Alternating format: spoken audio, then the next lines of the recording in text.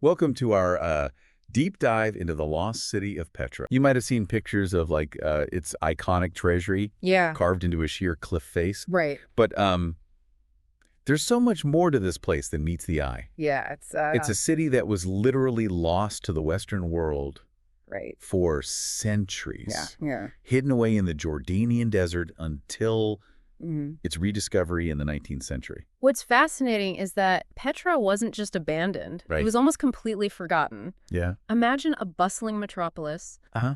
a hub of trade and culture, fading into obscurity, swallowed by the desert sands. Yeah. It's a story that sparks the imagination. Yep. And today, we're going to uncover its secrets together. It's like something out of an adventure novel. So where do we begin? Right. Who built this incredible city? Yeah. And how did it become so lost? The story of Petra is intertwined with the story of the Nabataeans, Okay. a nomadic Arab people who arrived in this area around the 4th century BC. Okay. Now, you wouldn't typically associate nomads with grand cities, right? Truly, you think of tents, maybe temporary settlements, Right. not a city carved into solid rock. Exactly. And that's what makes the Nabataeans so intriguing. Yeah. They were masters of adaptation, skilled at surviving, and thriving in one of the harshest environments on Earth. Yeah. They weren't just wandering through the desert. Right. They were astute traders, recognizing the strategic value of Petra's location. So how did they transform this desert outpost into a thriving metropolis? Well, Petra sat right at the crossroads of ancient trade routes, Okay. linking Arabia, Egypt, the Mediterranean, and all the way to the Far East. Wow. The Nabataeans controlled the flow of valuable commodities, like frankincense, myrrh, spices, and silks. And they became incredibly wealthy through this trade. From desert nomads to wealthy traders controlling international commerce, talk about a glow-up. Right. But it's still hard to imagine building a city in the middle of the desert. Yeah. Especially one as elaborate as Petra. That's where their ingenuity comes in. They were masters of water management. Okay. Think about it. You're in the middle of a desert where rain is scarce, Right. and flash floods can be devastating. Yeah, flash floods don't exactly sound like ideal building conditions. Definitely not. But the Nabataeans developed an intricate system Okay. of dams, cisterns, channels, and pipelines Wow. to collect rainwater, control those flash floods, Mm-hmm. and distribute water throughout the city. Yeah. This system was so effective Uh-huh. that it supported a population of around 30,000 people Wow. at Petra's peak. That's amazing. They literally carved a civilization out of the desert. And they didn't just create a functional city, they created a city of breathtaking beauty. Yeah. The most iconic structure, of course, is the Treasury. Okay. This monumental tomb, carved directly into a cliff face, stands 127 feet tall. That's twice the height of Mount Rushmore. Okay, that's seriously impressive. Yeah. I mean, how did they even build something like that without modern technology? Yeah. Were they hanging from ropes?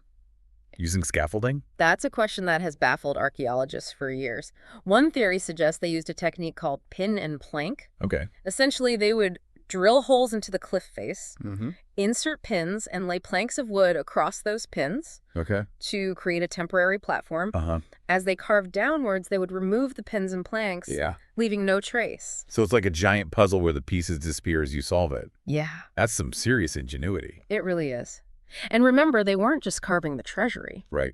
Petra boasts hundreds of other rock-cut tombs, Yeah. each with its own unique style. Uh-huh. You'll see influences from Assyrian, Egyptian, Greco-Roman architecture, all blended with a distinctly Nabataean flair. So it's like a fusion of architectural styles, Right. reflecting their position at the crossroads of cultures. Exactly. Imagine being a trader arriving in Petra after weeks of traveling through the desert. Yeah. You enter through the Sick, a narrow gorge, Mm-hmm. and suddenly you're confronted with this incredible sight. I can only imagine the sense of awe.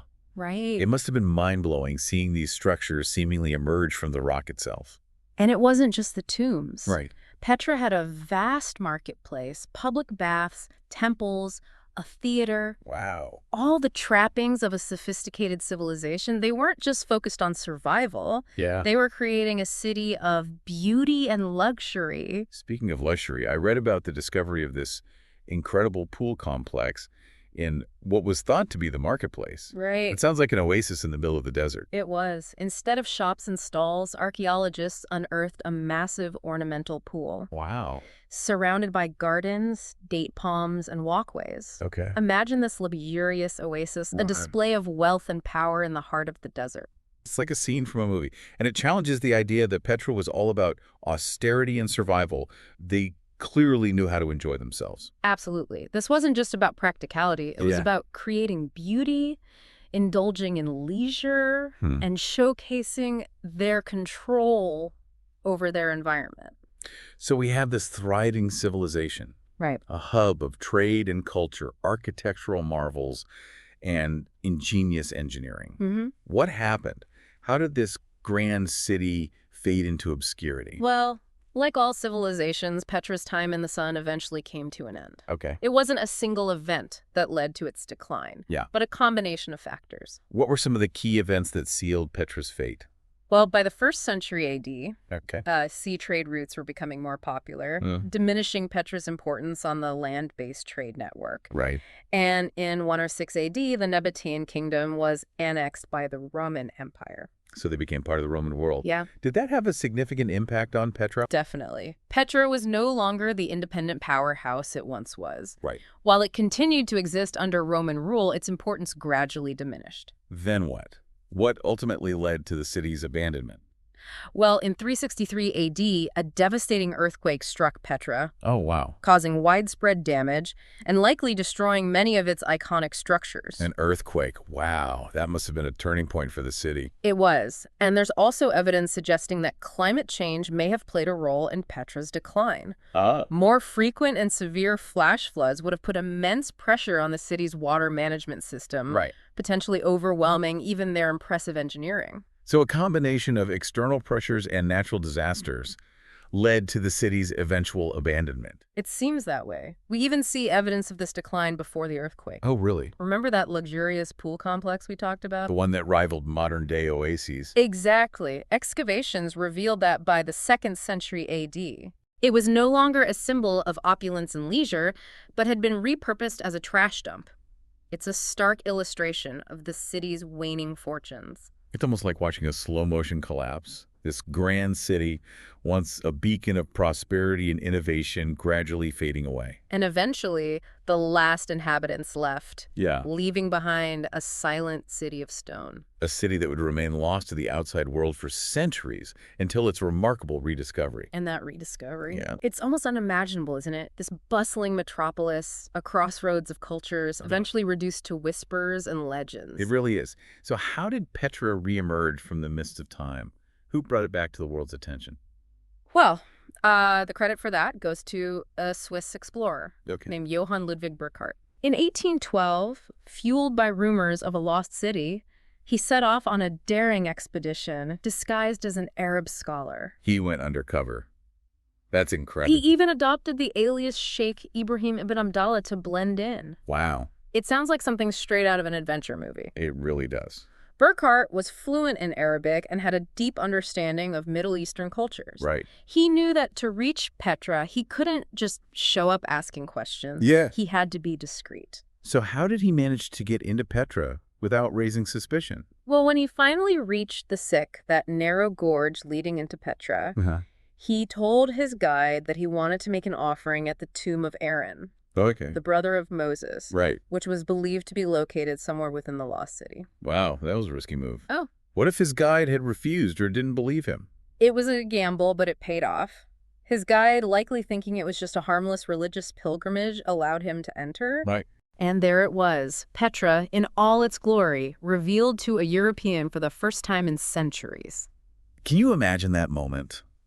After years of searching based on rumors and fragmented accounts, he comes face to face with this lost city carved into the heart of the desert. It must have been an absolutely awe-inspiring experience. Yeah. Think about it. He had no photographs, no documentaries, nothing to prepare him for what he was about to see. He was stepping into the unknown, guided by his own curiosity and a sense of adventure. It really is like something out of an Indiana Jones movie. Exactly. And his rediscovery of Petra opened the floodgates. Yeah. Word spread, and soon explorers, archaeologists, and artists from all over the world were flocking to this lost city, eager to document its wonders and unravel its mysteries. It must have been like a golden age of exploration, with new discoveries being made almost every day. It was. They meticulously mapped the city, documented the tombs, studied the architecture, and started to piece together the story of the Nabataeans. They created detailed drawings, and later, with the advent of photography, they were able to capture the beauty of Petra and share it with the world. It's amazing how quickly Petra went from a hidden city, known only to local Bedouins, to a global sensation. And it's no wonder. Petra is a place that captures the imagination, a testament to human ingenuity and artistry. It's a UNESCO World Heritage Site and was even voted one of the new 7 wonders of the world. It's a place that seems to exist on the border of reality and myth. Even today, with all that we know about Petra, it still retains an aura of mystery. Absolutely. And while we've learned so much, there are still many unanswered questions. Archaeologists continue to make new discoveries, using modern technology like ground-penetrating radar and satellite imagery to peer beneath the surface. So what are some of the mysteries that still surround Petra? What are archaeologists hoping to uncover? Well, for one, the true purpose of many structures is still debated. We call them tombs, and many likely were. Right. But there's evidence suggesting that some may have served other functions, perhaps as temples, meeting halls, or even residences. So we're making assumptions based on what we know about other ancient cultures. But the Nabataeans might have had completely different ideas about how to use these spaces. Precisely. And the lack of written records from the Nabataeans themselves makes it even harder to decipher their intentions. Yeah. We have inscriptions, but they're mostly on tombs and don't reveal much about their daily life, their beliefs, or their social structure. It's like trying to understand a whole civilization through a few scattered postcards. That's a great analogy. We're essentially piecing together a puzzle with many missing pieces. Yeah. For example, we still don't have a complete picture of how Petra functioned as a city. Right. We know it was a major trading hub, but how was it governed? How did they maintain order? How did they handle things like sanitation, food supply, and defense? It's like trying to reconstruct a vanished world from a handful of clues. And then there's the question of why they carved so many elaborate structures directly into the rock. Was it purely practical? A way to create cool, shaded spaces in a hot desert? Or was there a symbolic or religious significance to this choice? That's a great question. Some scholars believe the Nabataeans may have viewed the rock as sacred, representing a connection to their gods. Carving into the rock could have been a way of honoring those gods, or creating spaces for rituals and ceremonies. So it wasn't just about creating impressive architecture. It was about connecting with something deeper, something spiritual. Exactly. And that connection to the rock may have influenced their religious beliefs. Okay. We know they worshipped a pantheon of gods, but the details of their religious practices are still largely unknown. Did they have elaborate rituals? What were their beliefs about the afterlife? These are all questions that we're still trying to piece together. It's incredible to think that a civilization as advanced as the Nabataeans, who mastered water management, built a thriving city in the desert, and carved such stunning architecture, could leave behind so many unanswered questions. And that's part of what makes Petra so captivating. It's a city that invites us to use our imagination, to fill in the gaps in our knowledge with our own interpretations and theories. It's a place that continues to challenge our assumptions and push the boundaries of our knowledge about the ancient world. So what does the future hold for Petra? What else might we uncover as archaeologists continue to explore this lost city? Well, archaeologists estimate that a staggering 85% of Petra is still buried underground. Wow. That means there's a vast, unexplored world beneath our feet just waiting to be discovered. Who knows what treasures, what secrets, what stories are still hidden beneath those sands? Every new discovery has the potential to rewrite our understanding of Petra and its people. It's a reminder that history isn't just about dusty textbooks and dates. It's about real people, their lives, their achievements, and their struggles. Petra brings that history to life, allowing us to connect with a civilization that thrived thousands of years ago. It's a reminder that there's always more to learn. Petra is a place that encourages us to keep asking questions, to keep exploring, and to keep seeking new knowledge. It's a story that's still being written. Yeah. And who knows, you might just be the one to uncover the next chapter in Petra's remarkable history. Welcome back to our deep dive into Petra. We've been exploring the rise and fall of this incredible city, its rediscovery, and the lingering mysteries that continue to captivate us. And as we've seen, Petra is a place that keeps on giving. Yeah. Despite centuries of research, archaeologists believe that a staggering 85% of the city is still buried underground. 85%. Mm-hmm. That's mind-blowing. It makes you wonder what else might be hidden beneath those sands. What kind of discoveries could potentially rewrite our understanding of Petra and the Nabataeans? Imagine this. You're an archaeologist carefully excavating a site. Uh-huh. And suddenly you uncover a hidden chamber, a tomb untouched for centuries. Wow. Inside, you find not just the remains of a wealthy Nabataean, Yeah. but also a collection of scrolls. Good. Their writings finally brought to light after all this time. It would be like finding a window into their world, a chance to finally hear their voices, Right? to understand their beliefs, their hopes, their fears in their own words. Yeah. What a game changer that would be. It would completely transform our understanding of Nabataean culture. Yeah. But even without those elusive written records, every new artifact, every structure we uncover adds another piece to the puzzle. Speaking of puzzles, we've talked about the mysteries surrounding the purpose of many of Petra's structures. Do we have any clues about how they might have been used beyond just tombs? Well, one fascinating area of research focuses on the role of astronomy and cosmology in Nabataean culture. Okay. There's evidence suggesting that some of the structures in Petra were aligned with celestial events, like solstices and equinoxes. So they were incorporating their understanding of the stars into their architecture. That adds a whole new dimension to their ingenuity. It does. For example, the monastery, another one of Petra's iconic monuments, is thought to have been aligned with the summer solstice. Oh, wow. Imagine gathering there on the longest day of the year, watching the sun rise over the desert landscape, Mm-hmm.